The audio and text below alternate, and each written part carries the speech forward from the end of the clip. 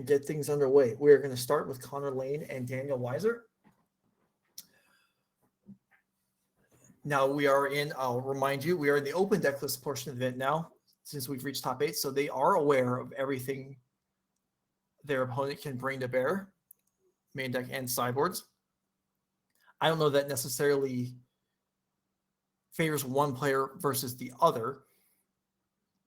Yeah, the big thing here is Daniel is the 1 seed, Connor is the 4 seed. Yeah. Right. Okay. So Daniel's going to be in the, I guess, no matter what, Daniel's on the play. So yeah, that is definitely a big edge for our Azorius control player. One thing that I was talking to Joe with in between here, it's kind of funny to mention that all of the top seeds, the 1 through 4 seeds, all won their match. So that doesn't happen all the time, but it just a nice little tidbit there with Daniel in the play, and looks like we're taking a mulligan.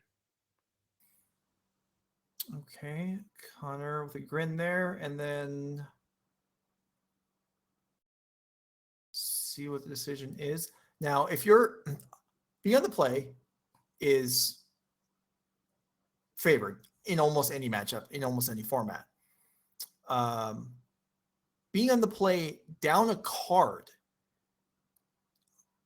do you have an opinion? Now, this is, I don't expect an attempt at a real answer here because that's pretty hard to judge. But being on the play but down a card, are you still favored or are you now behind? With Daniel's deck specifically, there's enough card advantage, types of ways to accrue card advantage and get that card back. Daniel does have a Supreme Verdict getting 2 creatures that gets a card back, or Memory Deluge getting 2 cards. There's enough ways to get that to undo that mulligan that I think the control decks generally mulligan a little bit better than most of the other decks in the format. So I don't think it's as big of a deal for Daniel. Okay. All right. Well, let's see if Daniel can keep 6. And we're thinking this is the Yorion version, so the card choices may be a little bit different than the other Azorius control player. So, for example, there are some concessions made to specifically Yorion. I guess the one that comes up the most is Omen of the Sea. As far as your 2-mana cantrip, because you want to be able to blink that later in the game. But the one thing that I will say about Yorion specifically is you do draw the Wraths, the sweepers, less often because you have just 20 more cards. Like looking at Daniel's deck list, I'm only seeing 3 copies of Supreme Verdict, and it doesn't look like there are any other sweepers in the main. I guess Temporary Lockdown. That's actually a pretty big one in this matchup. Yeah, full set Temporary Lockdown. So Verdict's obviously the more significant one, especially against a deck with a lot of counter magic. But we are underway. Yeah, and I think mono blue specifically, as opposed to Azorius spirits, my inclination would be that the blue-white spirits is maybe a little bit better set up against blue-white control because of the presence of Spellcaller being able to take Supreme Verdict. Connor doesn't really have a card like that. Right. You can save 1 creature with a slip out the back, but that's the best that Connor can offer. Okay, so building the board here, Spectral Sailor joins in and meets an Absorb. Okay. Yeah, and honestly, that is a really big threat from Connor's side of things. Like if Daniel, the way that Daniel wants to play this game is just hold up mana, hold up mana, hold up mana. And if you're playing that game with Connor can just say, okay, I'll just draw a card, draw a card. Right. So it does make sense for Daniel to counter that, I think. Yeah, and if Daniel's just trying to, use mana and trade off cards, now this is the drawback, as this could happen. But the upside is that if Connor didn't play anything on his turn, then Daniel's just, gone through the turn cycle without spending his mana. And this way he did. He got something for it. Connor without a land. So that's tough. Yeah, he's at the mercy of Daniel, whatever removal he may have here. And there's plenty of good ones. I mean, you could start with March of Otherworldly Light, Temporary Lockdown, Leyline Binding. How about nothing? Nothing? Okay. Never mind. Well, yeah, that was, Connor took a risk there. I'm sure knowing he took the risk, tapping out a blue mana, didn't draw one, and I'm sure it was just like, well, I got punished, and then got away with it. So, all right. And I guess that even makes more sense as to Daniel using the Absorb there, because his hand is probably just 7 counter spells or something like that. Yeah, that's true.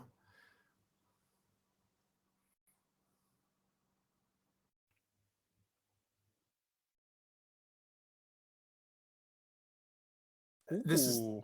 Devin. Well, okay, we'll wait for this to. Wow, rewind. What's the last time you saw that card cast, Joe? I don't know.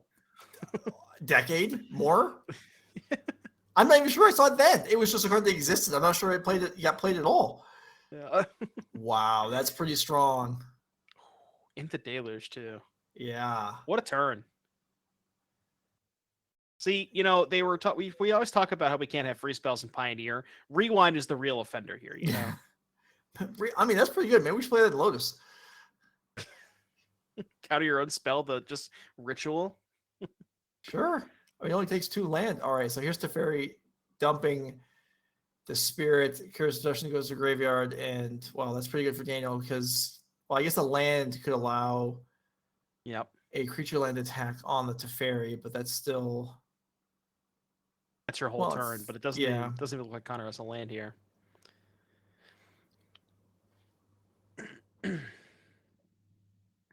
Tap into Shacklegeist. Yeah. It's tough. Now this starts taking up as it does, and this got a lot harder for Connor. Yeah, typically when the blue-white control player untaps with the Fairy Hero of Dominaria on the battlefield, the game is over most of the time. By and large, but we'll have to see if Connor can put up a fight here. Unfortunate for Connor, missed a couple of land drops. I guess I should say unfortunate, but not really, because he did kind of escape that one turn where Daniel just had free reign to do anything, and didn't have the removal spell, but had some good follow-ups. The rewind Deluge turn, that was the backbreaking turn. I feel like I'm going to sound like an idiot here, but what are Devin? We have the seedings up at the top of the screen. What is the number 1 and number 2 in the middle of the screen under the portraits? Your guess is as good as mine. Okay. That's why I got a little confused at first. Yeah, so production maybe can look into that, and either those can't be the seedings. So okay. Oh, no, it was just changed. Actually. Yeah, okay. It just changed. Now it is correct potentially to be this actual seedings. All right. Yeah, Connor's the 4, Daniel's the 1. Okay. Yep. Yeah. We fixed it. All right, back to the game. Teferi going down. All right, that's something. Okay. What did we miss? What did Daniel tap a bunch of mana for?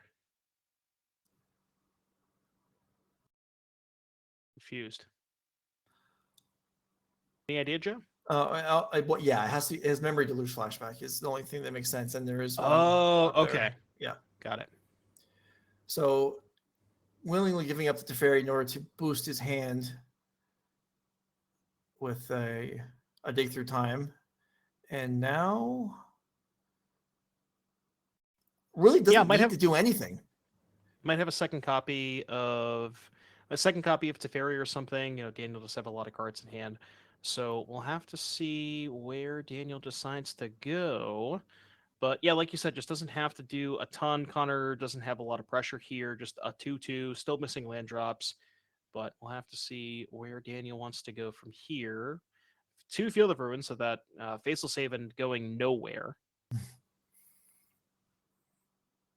Funny enough, the Faceless Haven would probably just fix Connor's mana. Yeah, there is that temptation to not kill it, but then Daniel's stuck with 2 colorless land also. I mean, that's probably fine. He doesn't really need them right now.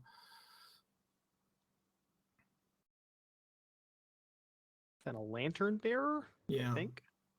Okay. Yeah, I guess that makes sense because it got tucked, so he's going to redraw it eventually.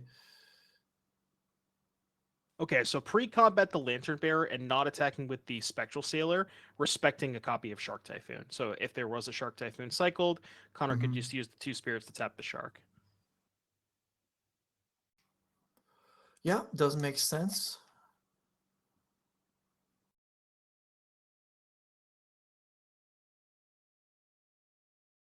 A cycle of a Rafine's Tower.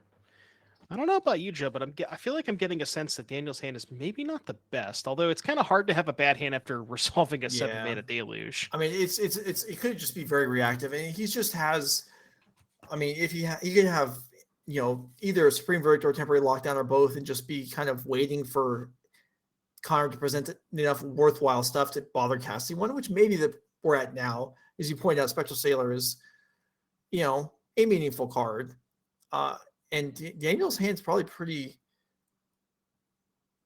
stocked with cards too. Like that turn, using the cycle land instead of picking up Yorion, that's fine. But Yorion is I guess there's nothing for the Yorion to do right now anyway. Right. So yeah, just maybe be there's a no point. 4 or 5 blocker. Yeah. Which just gets tapped by the Shacklegeist anyways.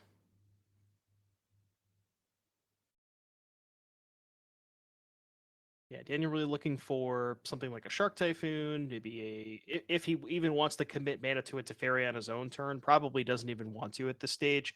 Mm-hmm. Really looking for, I guess Shark Typhoon is his best draw step here.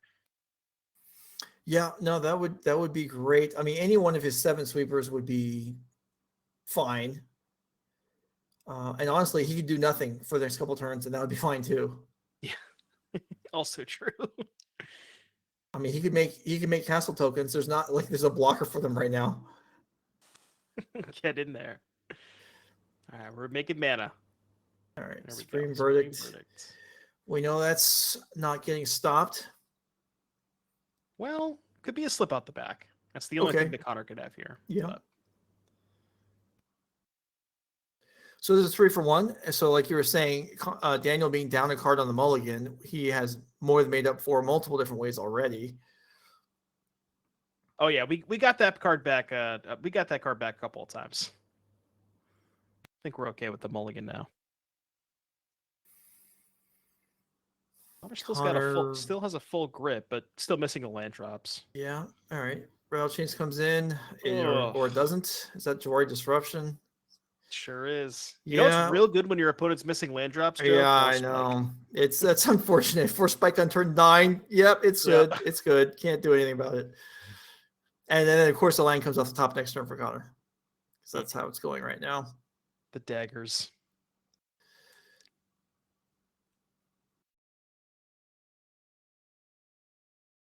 See what Daniel decides to go for here. This looks like Teferi mana.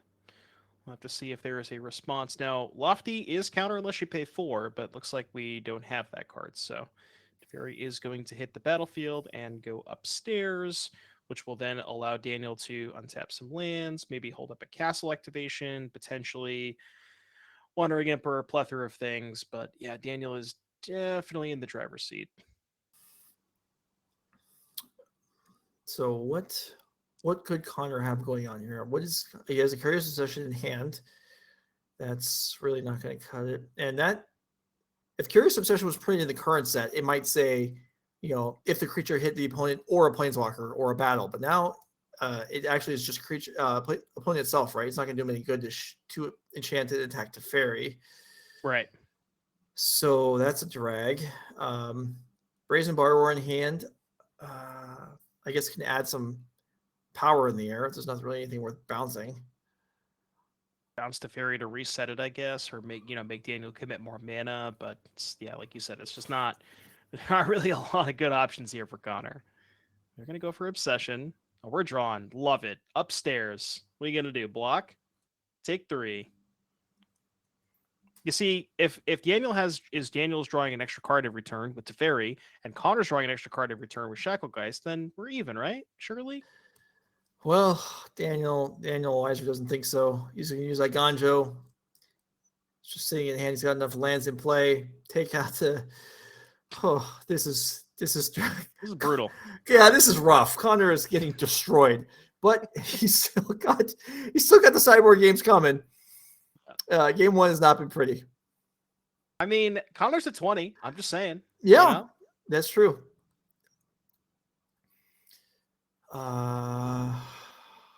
Maybe. Well, no. Daniel's probably not going to deck first because of it being a Yorion deck and everything. Yeah, so that's probably off the table.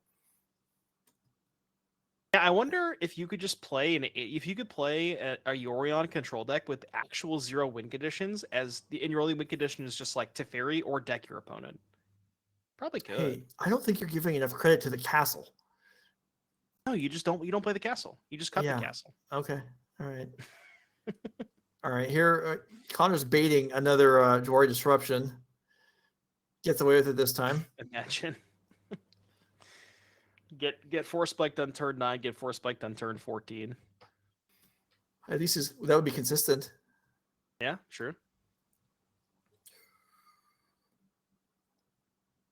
I mean, there's a Borrower. We can attack Teferi for 3, but yeah, I don't know. This is looking grim. All right, chat. If you have any questions for Devin or I regarding the tournament or anything, I guess this is the time as we have reached a lull in the match. Question number 1: what round is this? This is the semifinals. We are playing out the whole thing tonight. Tomorrow is the Modern 5K starting at 10 Central Time. Regional Championship slot on the line there as well.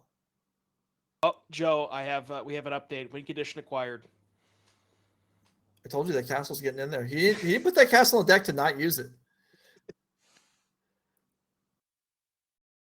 Bam. Supreme Phantom. I am not afraid. I love it. I love this attack. It's so good. What are you gonna do? Block? All right. I don't care about the token. I'll be casting a Wrath Hero, I guess. Yep. I mean, I know these rounds are untimed, but like, if you're in Connor's seat, have you had enough yet? I mean, maybe, but well, okay, probably. But this is an elimination round. You gain nothing from. I mean, maybe. I mean, Connor looks like he's in good shape. Maybe he's looking at Daniel. And he's like, you know what, Daniel? I can play all day. Maybe you're about to fall asleep. Maybe Connor knows Daniel was out all night last night traveling, or he's just like, I'm going to wear him down. So let's we say that. Yeah, of course. All right. So deck list: Connor, Laehn, Mono Blue Spirits. Very much thrashed in game 1. Do we have? I said Daniel was ahead in this matchup, but I didn't think it was going to be that bad. Yeah. All right. So but as far as the sideboard is concerned, we got a couple counter spells here in the form of Lofty Denial, which 2 main deck, 2 sideboard, and then 3 Mystical Disputes. So 5 counter spells. That's a good start. And then 2 copies of Brazen Borrower. I have to imagine you want to go towards more flash threats, given the presence of the Sorcery Speed Sweepers. Past that, maybe you could talk me into a Hearse, because A, it stops the flashback of Deluge, and B, it's a threat that is left around post-Supreme Verdict, but past that, not a ton else. Yeah, I think that's the maximum would be those cards. The other ones are actually worthless. As far as cuts go, maybe some of the non-flash creatures, maybe some of the. I mean, you can't really board out your counter magic. Even the Spell Pierce probably has to stay. I think some mix of Shacklegeist and Supreme Phantom, like you said. Shacklegeist doesn't have a ton of stuff to tap, and then Supreme Phantom, while good, it makes it awkward because you want more stuff in play, which just plays into their wraths. So I think shaving some number of those could be fine. All right, and for Daniel Weiser with the Yorion sideboard, so cards to come in, we have 2 Mystical Disputes. We have 2 Chrome Host Sea Sharks. That's great. That thing blocks. Yeah. Dream Trawler, maybe. And that's probably the end of it. I don't know. I don't know about Hullbreaker Horror here. I mean, it's nice because it's uncounterable, but it doesn't block anything. Right. And then as far as cards that can trim from Daniel's deck, Rewind maybe could go, because you're getting upgrades in the disputes, and you don't really want to it's hard for Rewind if you're having a counter fight, because that thing costing 4 mana up front is a little tough. Yeah. Is Doa's Veto even any good here? It helps you fight over their counter spells, but yeah, I could see that going. Like, you'd rather have Mystical Dispute just being 1 mana, a lot more efficient. So I could definitely see that. And then, Chrome Host Sea Shark is a card that you definitely want. Yeah, I could see cutting the Dovin's Vetoes. There's not a ton of targets. Yeah, I think that might be the way to go. All right, so we'll see if Connor can turn things around here and maybe get a little bit to get underneath. I mean, he's going first. We saw Obsession that game, and I think it just hit once, and there's already a Teferi on the board. Like, that's not Twice, right? that. So Was it? remember, it hit twice forgot because about- there was that one turn where he went for it, didn't draw the blue land, and Yeah. then didn't get punished because Daniel had no play. Right. But even with that second card, there was a couple of missed land drops that didn't help things as well for Connor. But yeah, that was, like you said, that was a brutal, brutal game one. Yeah. All right. Well, people have rallied back from losing game one all the time throughout the history of Magic. In fact, all the time today. Just a regular thing that happens. So Connor's just going to have to buckle down, even though, I mean, nothing, there wasn't even anything really in that game where you say, okay, I lost, but I'm encouraged by this factor. Like, that just didn't even happen.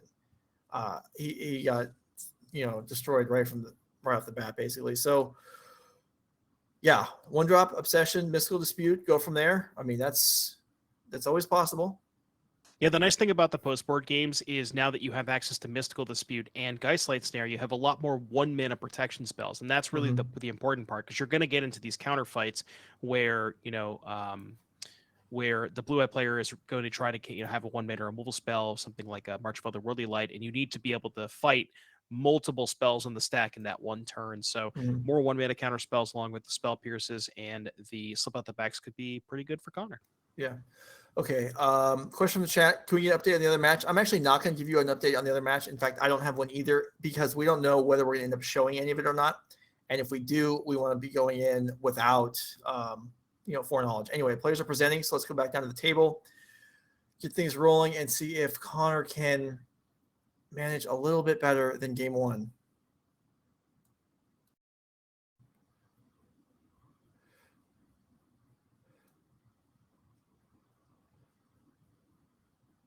I guess in the chat, how would I rate Doomy's Riz? I'm going to admit it took me 5 seconds to even understand what this question was about. Yeah, don't answer that. You are not obligated to answer that question, Joe. Oh, don't worry. But first I had to figure out what Doomy's meant, and then I realized it was referring to you. And then I remember back from like 2 months, the last time Becky was here when we discovered I discovered what Riz meant. So yeah, we are, I am able to accurately parse the question, which is more than I would have been able to do 6 months ago. And that's as far as it's all you're going to get right now. All right. How are we doing on opening hands? Kids these days, Joe. Kids these days. I know. It's a wonder they even have social groups, because they're just talking past each other. Who can understand, what the other ones are saying? Just making up words. Yeah.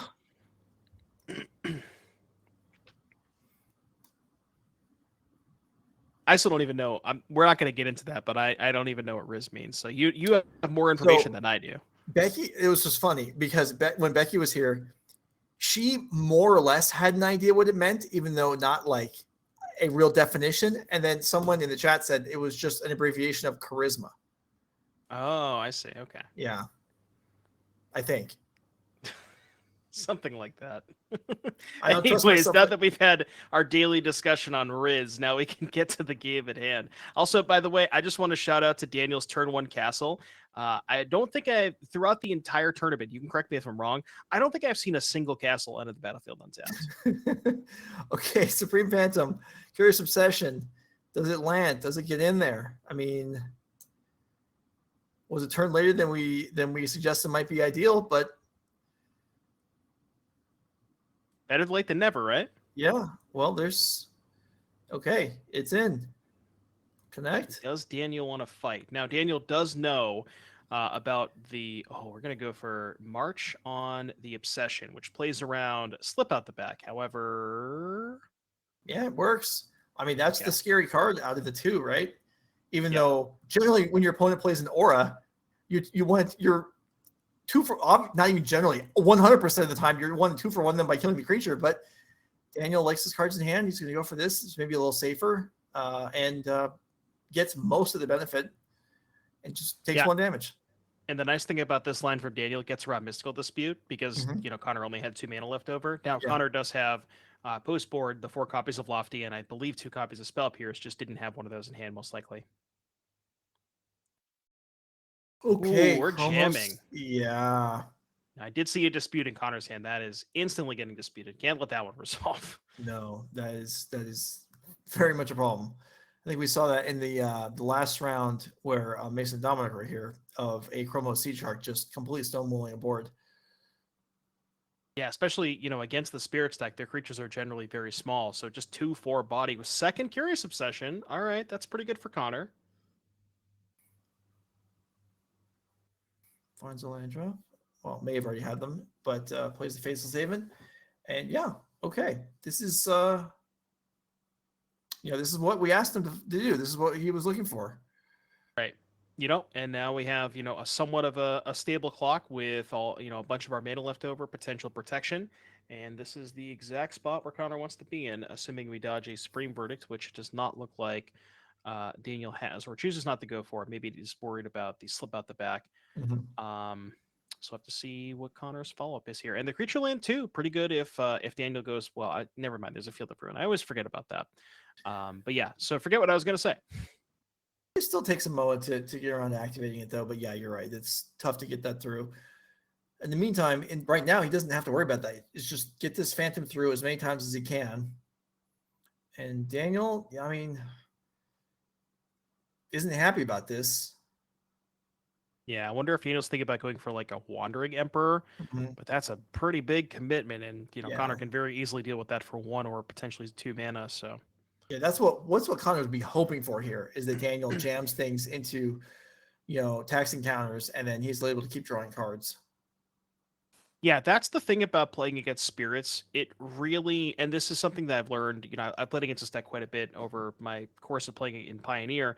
And the one thing that you have to realize is you have to throw basically all of your traditional methods of how you normally play Magic, just throw that out the window, because you can't play spells when you theoretically want to, because you're just playing into their stuff.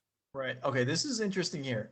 Connor is reading Field of Ruin, and I wonder if he's thinking about animating and then something like slip out the back on the Faceless, or that. Sure. Yeah, he's asked a question now, and the question, whatever the question is, the answer is going to be yes. The Field of Ruin will fizzle if you do whatever. Ooh, well, Stone Rain action. Yeah. Oh, that is, and he's going to go for yeah. There you go. Love it. 2 mana, 2/1, Stone Rain you. Now, if Daniel untaps and plays a Supreme Verdict, this is going to be all for naught. But it is a nice play from Connor. Or a Lockdown. Yeah, that is the option. Yeah, gets away with it. Does get rewarded. Yeah. Very, very heads up play. And, I think that's definitely a risk by Connor. The one thing is you do still have the Faceless Haven. So even if there was something like a Supreme Verdict or a Lockdown, at least you have that left over, but definitely a risky line, and got heavily rewarded for it. Is it Shark Typhoon? I think so. Yeah. Shark Typhoon for 2. Yeah, but even threaten. Even if that trades with Rattlechains, that's not that bad. No, you don't mind. Looks like about trading for Petty Theft. Even better. Oh, yeah, that works. Okay, so what is that? 5 coming across there and a card? Return clock, you get to hold up the Borrower. And now, even if Daniel finds a Supreme Verdict, you just say, okay, that's fine. End of turn Borrower, untap, fire up the Haven, 7 you. Like, that's a lot of pressure. Yeah, this game is, well, any ridiculous any comment I can make there is ridiculous in along the lines of this is going better for Connor than last game where he was already getting completely demolished by this point. But yeah, free flowing of cards, damage giving, not even just chip damage. 5 a turn is real. It's a real clock here for Daniel to try and navigate. And Daniel even, got, a land blown up. Right. Yeah, Connor is presenting lethal this turn. Don't forget that. Is that another shark? Okay, that's pretty good. Leaving a blue up means, well, I guess it could be dispute. But if Connor's got much of anything here, it's probably worth playing. No. Yeah, just anything to fight the sea shark. Maybe like a mystical dispute. Does not look like he has anything. Doing something end step. And gonna go for a Wanderer. Okay, but not Not Brazen gonna deploy Borrower. the Borrower. Yeah. Interesting. See, I was thinking you Wanderer first, so that if when you cast Borrower, if Daniel has a dispute, then you could sack the Wanderer. Mhm. Yeah, I had the same thought. Instead, it looks like we're just going to come in here with everything except Rattlechains. Huh. Interesting. Correct me if I'm wrong, but the Borrower's not a spirit, right? It's a fairy rogue. I'm fairly certain. Yeah.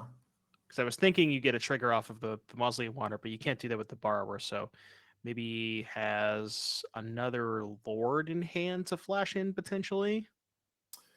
No, he's just going to No? accept the loss there while getting in through for, what, 7? 7. Yeah, okay. Which is nice, because now Daniel's in lethal range to the Faceless Haven, so even if there was a Wrath, the Haven would still be lethal. Yeah, you're right. And there's the Brazen Borrower as well. Yeah. So I like That this that line. that's probably. I mean, if he calculated this through and decided he can get through for 7, then leaving the Brazen Borrower behind, I guess, makes sense, because Daniel would have blocked that instead and taken what, 1 extra damage. So that wouldn't have made a big difference, probably. 2, right? Well, actually, at that point, you could Well, even go play the yeah, Borrower and then just shove everything and the yeah, chains. yeah, Block the Borrower and then take 2 for 4, 5, 6. That would have been lethal, actually. yeah. So okay, so maybe that would have been but it may. But yeah, I And think honestly, I think the biggest reason to attack with the Wanderer last turn is just to get the hit in with the Phantom to draw an extra yeah, card. yeah, and it may be inevitable.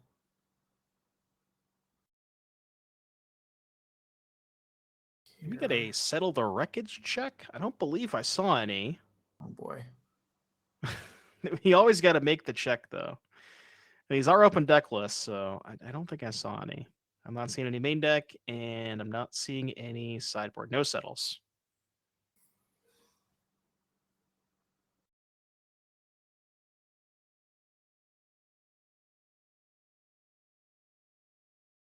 Okay, what are we thinking about here? We're tapping some mana. We are starting with March. Okay. That was pretty And solid. notably, the Incubate token, while normally not the best against these spirits, is able to block the Faceless Haven. Yeah, yeah, it can. Although,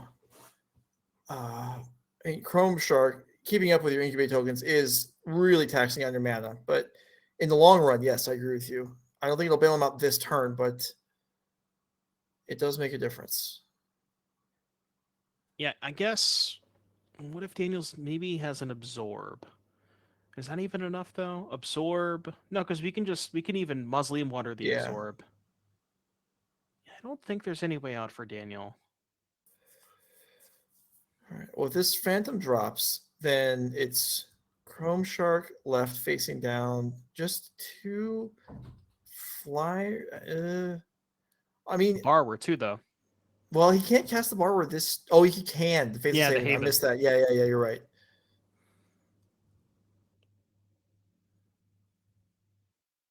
Okay, so we're gonna let the Phantom go, which is fine. We very easily still have way more than enough here. So you could see something like end of turn Borrower. Even if Daniel fights, you have the Wanderer to protect. Mhm. Oh, actually, now that I think about it, if there's a 2-mana answer for Borrower, Wanderer can't protect because it's now a 1/1, right? Yeah. Although as long as assuming any amount of mana spent that's more than 1, or even more than 0, because the Wander attacks, that would mean the Shark would have to chump block the Faceless Haven. Oh, right. Yeah, that's a good point. Yeah, I don't think it matters. All right, Faceless Haven getting fired up. We will go to the combat step. Looking at Daniel's deck list here. We're going to, so on the board, you make the incubate token, block the Borrower, block the Haven, and that is lethal. Game 3, we go. Okay. All right, Daniel Weiser. I feel like this is the first time that we've seen him be,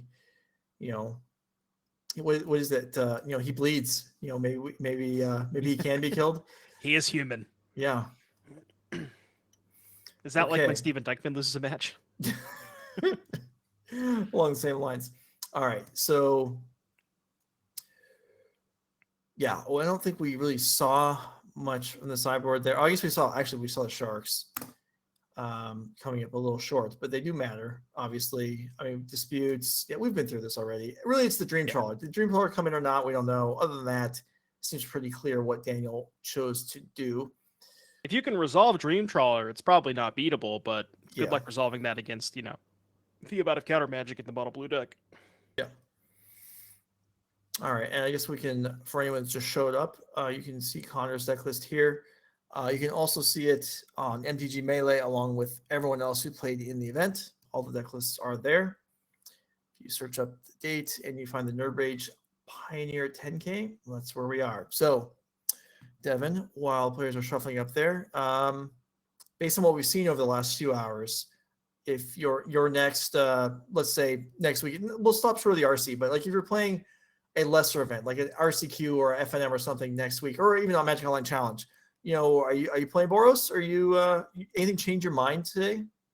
Absolutely not. No, give me the Boros. Well, I'm actually playing an RCQ tomorrow, so I will be playing the Boros deck in the RCQ tomorrow.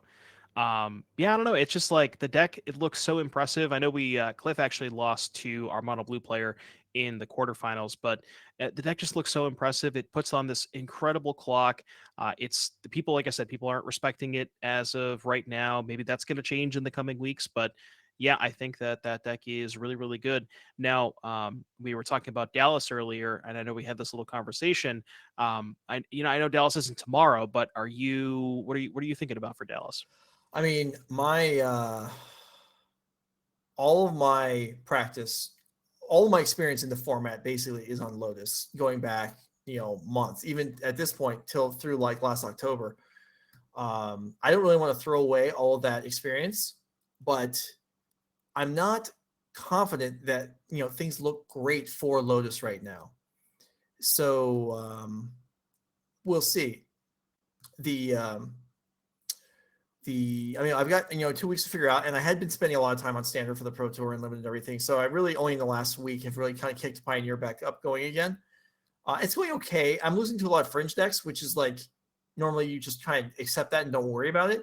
Except some of these fringe decks are now like taking top 8 slots with the Boros tokens deck and everything. So we'll see. But chances are I'll end up playing Lotus again. All right. So we while we're waiting for the players to get ready for game 3, we did have a result from the other feature match. So I guess we'll share that now. Give that to me again because I missed it the first time. Okay. So Sean, I had to parse that statement because anyway, don't worry about me not understanding what was just said to me. Sean Gallagher, our other Azorius control player, did win in 3 games over Fletcher Johnson's Lotus deck. So the winner of this match is either going to be Daniel Weiser, who would have a mirror to play in the finals, or Connor Laehn, who would have to play the same matchup again. So we'll see what it's going to be. The victor of this game will go to the finals. And I'm sorry, go ahead. I was going to say we should note the winner of this game gets an RC invite as well. That is true. I was going to mention we might have to check with Norm to see how long we have the venue for if there's an Azorius control mirror in the finals, because we might have to pay a little bit extra because we'll be here for quite a few. I think we have to leave. Hours. Yeah, I think we have to leave tomorrow evening. You think they can finish by then? Unlikely. Yeah. All right, we'll see. Daniel Weiser is going to take a mulligan again, which didn't slow him down too much in game number 1. So we'll see. Either way, we should have a well-contested finals where the winner of this match certainly has experience at whatever ends. Let's see. We could look at Sean Gallagher's route through the day as he awaits in the finals. Good. Went undefeated. Defeated while Daniel's shuffling here. So Sean Gallagher defeated 5-color humans, Rakdos Creativity, which is unusual. Is it not? No, it is. It is, yeah. Yeah. Jeskai combo, Abzan Greasefang, Rakdos midrange, Abzan Greasefang, Rakdos midrange again. Is it creativity, which we saw, and then Lotus Field. So has played kind of the spread of the format, although no green. But in fact, the mirror, yep. we didn't have green in the top 8. Yeah, I don't even remember seeing green on camera a single time, unless maybe it was like really early when I was still sleeping, when Dom and Mason were on. But I don't remember seeing green all day today. No, and we had no black-red mid-range in top 8. We did have Steven Dykman's black-red sacrifice, but black-red mid-range and green, I think, are pretty established right now as the 2 top decks of the metagame, and neither present in our top 8 today. And certainly none present in this match, as Daniel Weiser will look at his 6-card hand. Yeah, and I didn't even realize that until you mentioned that. Sean Gallagher has not lost a match today. Yeah. Just the cool undefeated 7-0, drew the last round, and then, swept up the well, I didn't say swept up. He won. Both games went to game 3 in the quarters and semis, but yeah, Sean's on a tear. Well, if Daniel has also not lost a match. So if Daniel wins this game, then we'll have 2 blue-white control decks, both went undefeated on the day, contesting the finals. True. For a second, I panicked and thought I'd read the wrong profile when you pointed out that he hadn't lost a match either. But yeah, no, neither one of them has. Well, it's funny. Daniel was 6-0, drew with Cliff in round 7, couldn't draw in round 8, had to play it out against Chris, beat Chris 2-0 in round 8, and then beat Chris again 2-0 in the quarterfinals. So it was just Chris's kryptonite. That's interesting. I wonder if those games played out any differently. And Daniel is not happy with his 6, but still thinking about it. I did that once. I played I got paired up. My opponent could have drawn in. I couldn't. In a 2-day event, the last round of the Swiss, I won and then played the same player again in the top 8. And actually, in that case, I felt like I learned a lot from our match in the Swiss, and then had a much easier time in the top 8 itself. Yeah, that's always funny when that happens. That only happened to be, I think, once at the first Pro Tour I played in. I played against Ken Yukihiro. I played him 3 times. Really? Both drafts and constructed, which is the max you can play somebody. Yeah. All right, Daniel is decided. Okay, 6 cards it is. Bottoms 1, leads off on tower, and we're underway. No, well, I should say no 1-drop, but I forgot that Connor's 1-drops have flash. So yeah, no, right, you're now right, no though. 1-drop. See, we have a 2-drop. Still could have Rattlechains. I think I did see a Rattlechains. I mean, it's probably pretty tough for Connor to keep a hand that has no play on turn 1 or turn 2. That just wouldn't. Yeah. Yeah. All right. So here's the Rattlechains, like you said, and it will not make it into play. Dispute is nice for Daniel as it allows him to leave mana up for whatever Connor's turn 3 play is.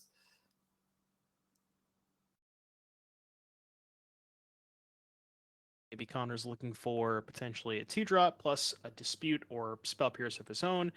Although Spell Pierce, once Daniel plays his 4th land, might not be turned on if it's like, a 2-mana counterspell or potentially another Dispute. So potentially maybe thinking about main phasing. And I was actually thinking about whether or not Connor could consider main phasing the Rattlechains when Daniel only had 1 mana up.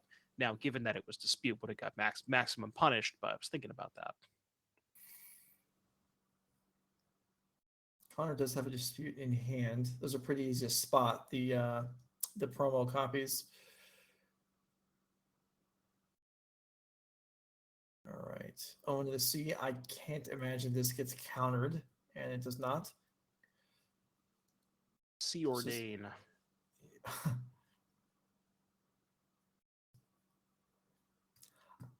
I heard a couple of people mentioned that C double, and I was playing them in the Pro Tour. Actually, I had them in my draft deck and my constructed deck. Was a real mistake by Wizards not spelling it SEAC double. Same style as you're talking about for the Owen of the Sea here. Yeah. Wizards seems to pack an awful lot of clever stuff into the card designs, but still occasionally, I guess there are more people looking at the cards than there are making them. So I guess we outnumber them. We're going to come up with some things, and by we I mean collectively, because I don't contribute to anything to this this conversation topic. I just repeat cool stuff I hear from other people.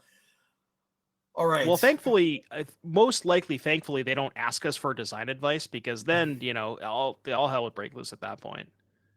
Who even knows? We would. Yeah. Somebody asked me, I'd make Fable cost 1 mana or something. Just everything would just be busted. Yeah. It's a good thing they don't ask you then. Yeah. All right. Connor, contemplating here. Daniel passing with all mana untapped.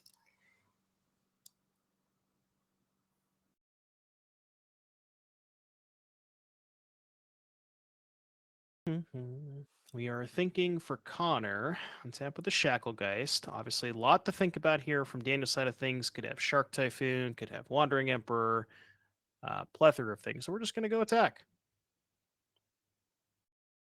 Just get get a little feel for what Daniel wants to do here. I imagine in Daniel's spot, you probably just take 2. Yeah, I mean, I wouldn't. I mean, using your life as total as a resource is a real thing, and Connor's creatures are small for the most part. If they're not hitting and drawing cards, I don't think you need to worry too much about it. Daniel is going to deploy Wandering Emperor here. It resolves. Letting it resolve. Okay. Interesting.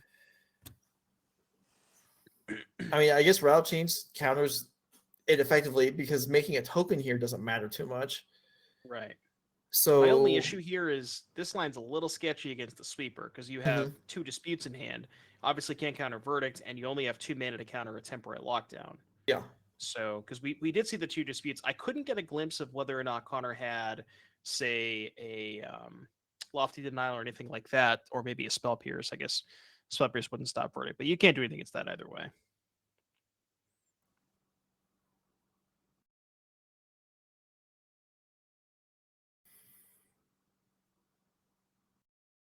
Yeah, we get a land here from Daniel. Have to... Yeah, so Daniel seemed pretty uncertain about which card to get rid of on the 6-card hand, but has played out pretty well here. And it's just okay. Tick up and pass. We'll see how Connor decides to spend his turn here. We did see earlier in an earlier game where a creature stayed back so that a potential secondary creature could tap down something like a Shark Typhoon. On the other hand, if both creatures attack Wandering Emperor, then one of them's guaranteed to get through. Maybe that's too strong of a statement, but one of them is likely to get through. Yeah, my guess is you probably want to try and get this Emperor off the battlefield. I think so. Because even if you just say send both to Daniel, then Daniel can just say, okay, well, I'll just trade the Emperor for one of your creatures anyways. So yeah, looks like they're both going to Wandering Emperor. Yeah, and that's out of here.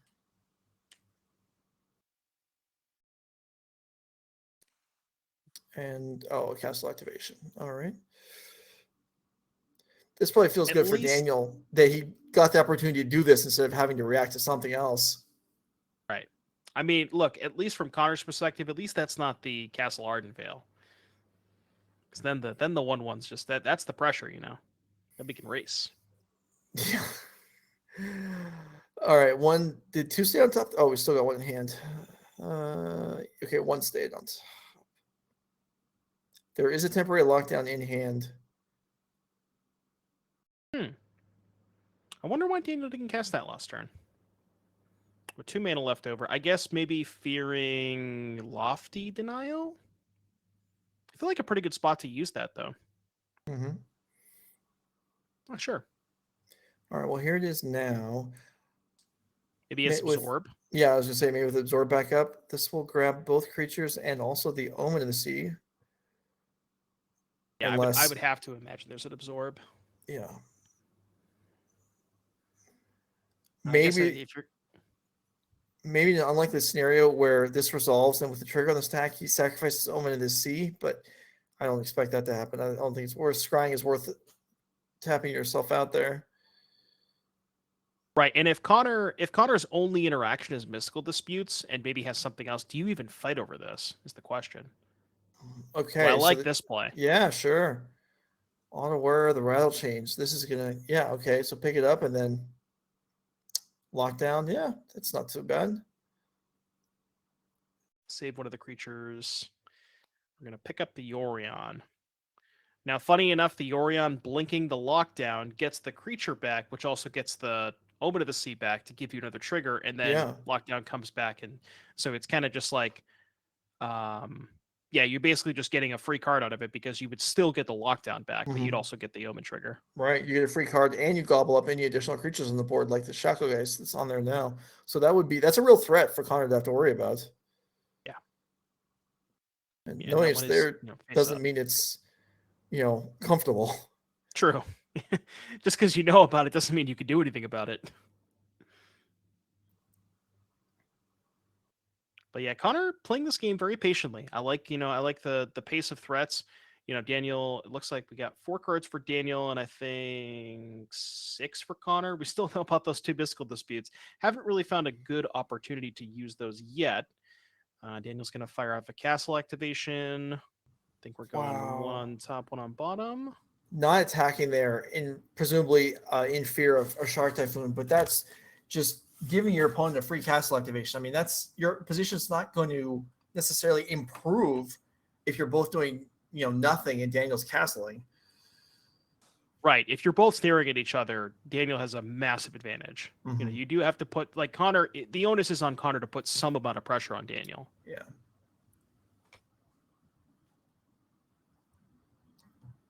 All right, here's Rattlechains. I guess another creature means he could attack and then be able to tap a shark token, but that's not even too exciting either. That's actually not even going to make it in. We're going to absorb. And, I mean, you'll notice, like, Daniel just keeps making his land drops. Those 2 disputes in hand are not really going to do anything. Yeah. And now Lofted can be paid for. Daniel gains, Daniel's over 20. And Connor, just like I said, those soft counter magic are just not, once you get to the stage of the game, they're very good early at tempoing, but once you've gotten to this point of the game, it's just they're not really going to do all that much. Oh, and this is rough because Connor played around the Shark Typhoon earlier, now doesn't, and Daniel does have it. Yeah, and this is even on a turn where Daniel can't even activate activate castle. Like you mentioned last turn, Connor didn't attack when Daniel had mana to activate castle, and now this turn is attacking when there's only 4 mana available. So just like you said, maximum punishment for Connor. All right, so but maybe this Shacklegeist can take down the shark, or the shark can be bounced or dealt with, but it looks like this is just going to be a trade. I guess it could be like Rattlechains and Supreme Phantom, but then he just gets completely destroyed by the Yorion that he knows is there. Right. Not really a lot of good options here for Connor.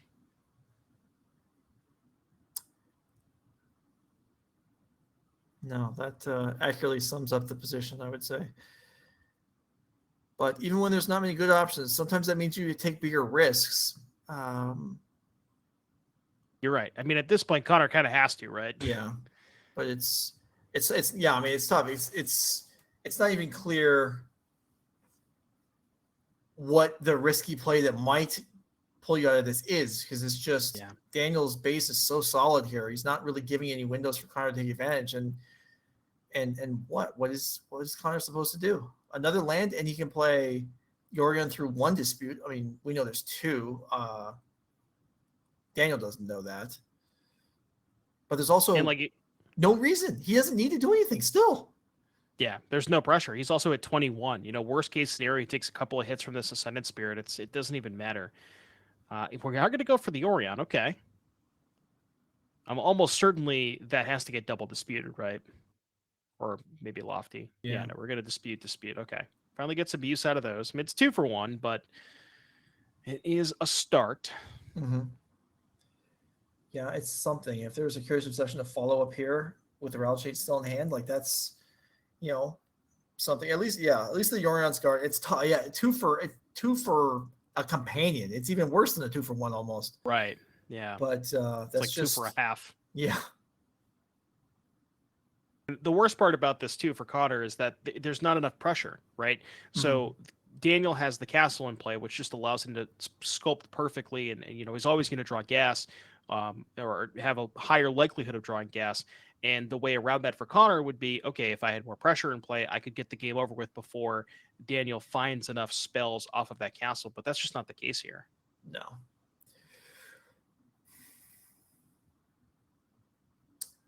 All right, Spirit comes across, but this is just so insignificant compared to how much work Connor needs to do here to catch up. Castle, one on top, one on the bottom.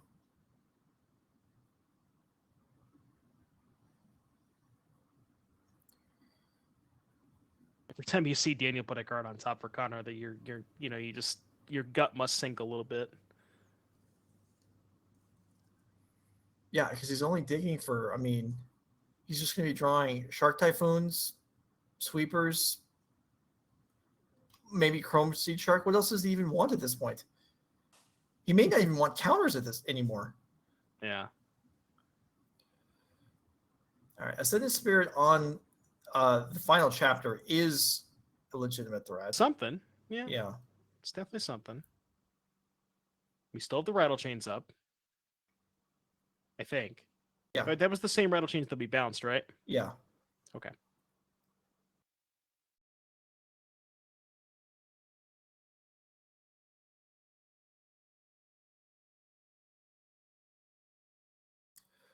And Connor passes. Yeah, he's, I mean, understandably afraid of what he'd be attacking into here. But, things I don't know, things though. aren't getting better. Like you said earlier, you got to take risks at some point. You can't Yeah. you can't play this kind of game where if you give Daniel infinite cards, he's just going to bury you. So we got to start attacking at some point.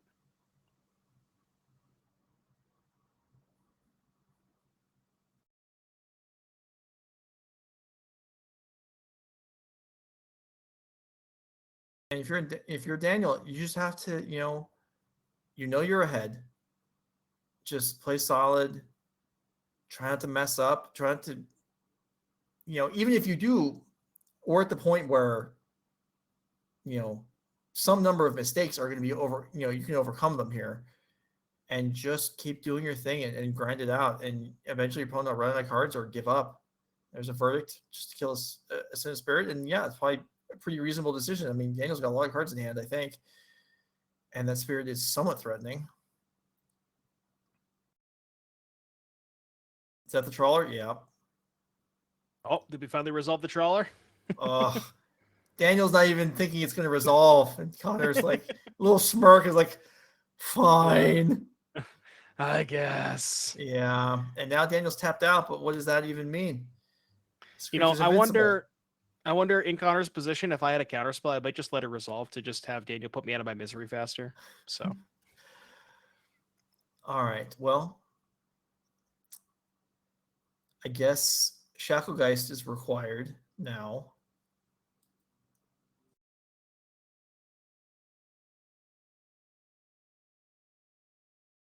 Well, Shacklegeist only gets you so far, right? It just trades for a random card in hand. Well, I mean, if Shacklegeist, like before attackers, I mean, the Dream Trawler would tap, right? And then. Oh, right. I always forget that it taps itself. Yeah. Okay. Yeah. Okay. Yeah. All right. Small victories here for Connor. Rattlechains attacks into Dream Trawler and gets through.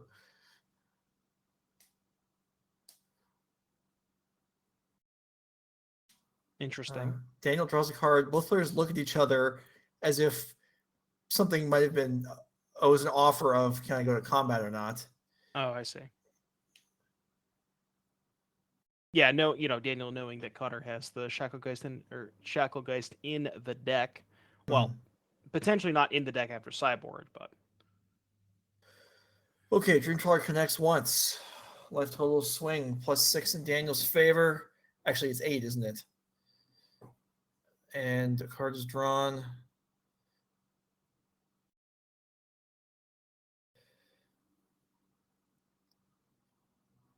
Okay, another Phantom. I'm not sure if Daniel is going to be too worried anymore about anything.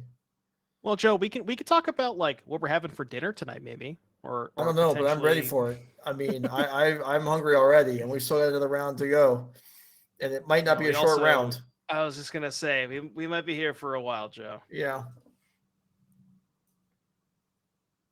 I told someone else I might be ready for dinner at 8, and then like an hour and a half ago, I was like, oh, it might even be earlier than that, and now I don't feel confident in that anymore.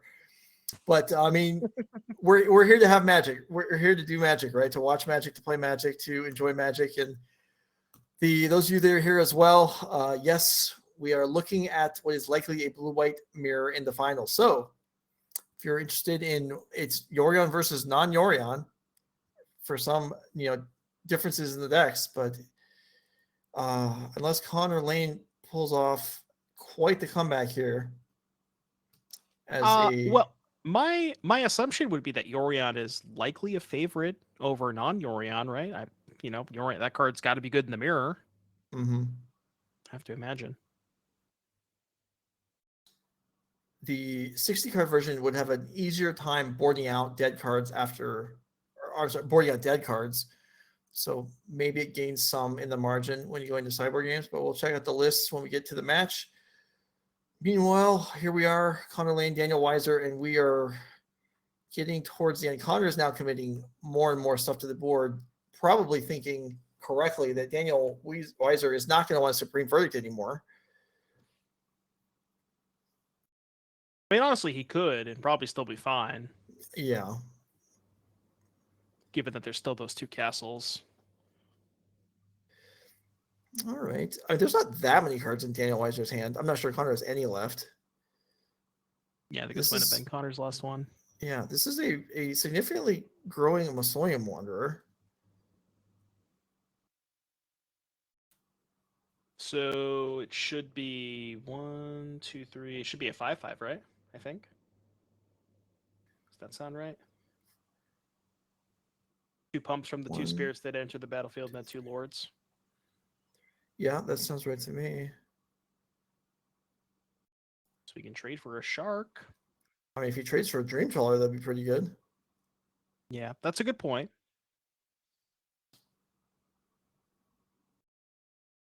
All right, we're going for it.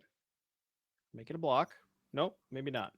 I guess it's not even a trade, really, because the Mausoleum Wanderer is not even going to die. Well, the Dream Trawler got pumped. Right. When it attacked, right? Yeah, so that makes it a 4. And draw step.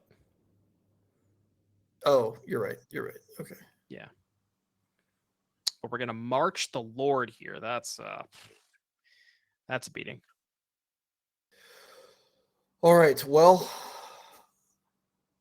Connor gave it a shot. He gave it what he had, and yeah, actually, Daniel still has more cards left in him than I realized, including a verdict, which again he's probably not going to play. 20-10 now. Here's the fairy. Yep.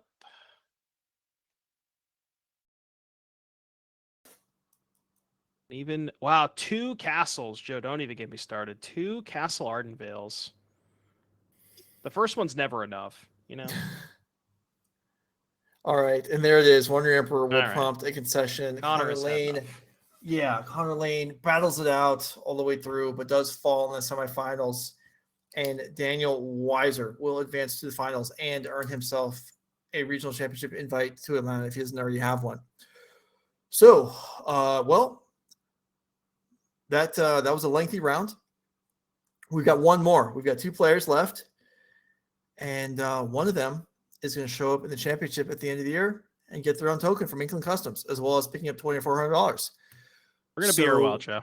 We are. We're taking a little bit of break, and then we'll be back, and then maybe it'll be a slog. Maybe someone has, the tech, the edge. Maybe one of them is Carlos Romao from 2002, went to the World Championships, played all Psychotalk mirrors and beat everyone because he just understood the deck better than they did. We'll see. We'll see what happens. Stick around. We'll be back with the finals. This is No Rage Gaming. Thanks for being here.